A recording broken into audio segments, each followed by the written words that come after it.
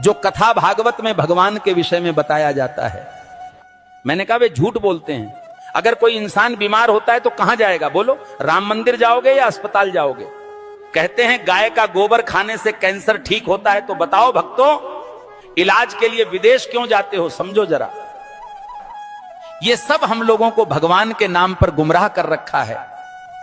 और जब यही लोग कहते हैं धन दौलत त्याग कर भगवान की शरण में आ जाओ, और खुद कहीं पर भागवत कहने जाते हैं, लाखों रुपये लेते हैं। ये मायाजाल ही तो है। भगवान की शरण में जाने का मतलब यह थोड़ी है कि अपने शरीर का ध्यान छोड़ दो। जो शरीर भगवान ने दिया है उसकी सेवा भी तो ईश्वर सेवा है। जब बुखार आता है तब राम की जगह दवा ढूंढते हो। जब जीवन भर की परेशानी हो तब बाबा का झूठा गोबर इलाज क्यों बन जाता है? गाय पूज्य है, इसमें कोई दो राय नहीं, पर यह कहना कि गोबर खाने से कैंसर ठीक हो जाएगा, यह विज्ञान नहीं, धोखा है। जो कथावाचक कहते हैं धन दौलत छोड़ दो, भगवान की शरण में आ जाओ, वो खुद लाखों के हवाई सफर करते हैं, एसी पंडाल में रुकते हैं और पाटीदारों से लिफाफा लेते हैं। तो त्याग हमें क्यों सिखाते हो? तपस्या की राह हमें क्यों दिखाते हो, जब खुद तुमने उसका कोई अनुसरण नहीं किया? भगवान के नाम पर डर बेचकर जो अपने महल खड़े करते हैं वो संत नहीं, व्यापारी हैं। सच्ची भक्ति वो है जो आंखें खोलती है, ना कि आंखें बंद करवाती है। और आखिर में बात सीधी सी है, भगवान अंधविश्वास से नहीं, सच सेवा और विज्ञान से मिलते हैं। सीताराम सीताराम। भविष्य मालिका कहती है जब पाप बढ़ेगा तो समय न्याय करेगा और धर्म की असली परीक्षा शुरू होगी। 2032 से सत्य युग का आरंभ होगा, लेकिन उससे पहले पूरी धरती हिलेगी। प्यारे भक्तों, 2 सूरज दिखेंगे आकाश में, पर उनमें से एक सूरज नहीं, विनाश का दूत होगा।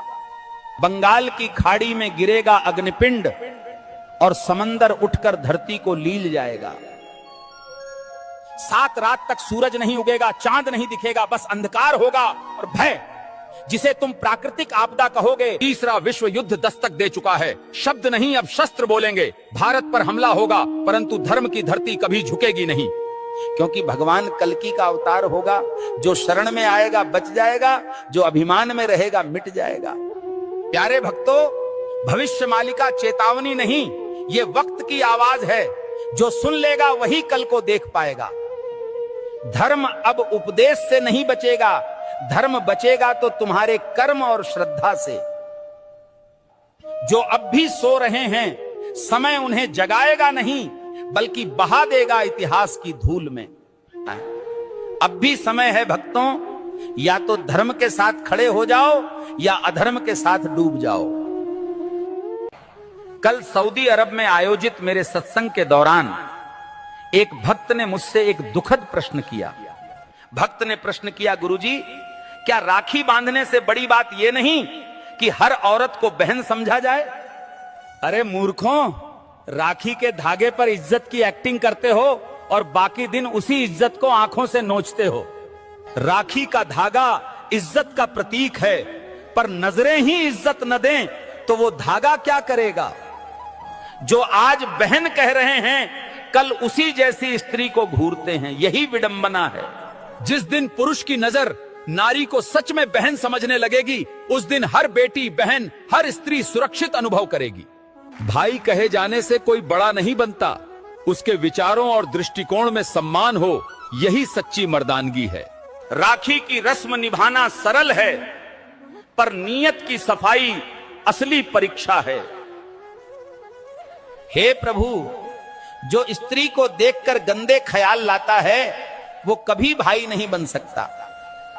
हर लड़की बहन जैसी लगे, ये सिर्फ कह देने से नहीं होता, जब तक मन से उसे बहन समझा न जाए। राखी कोई ताबीज नहीं है, ये चेतावनी है सोच को पवित्र करने की और नारी को नजर से नहीं सम्मान से देखने की। जिस पुरुष की मर्दानगी किसी नारी की रक्षा न कर सके, वो राखी के धागे का भी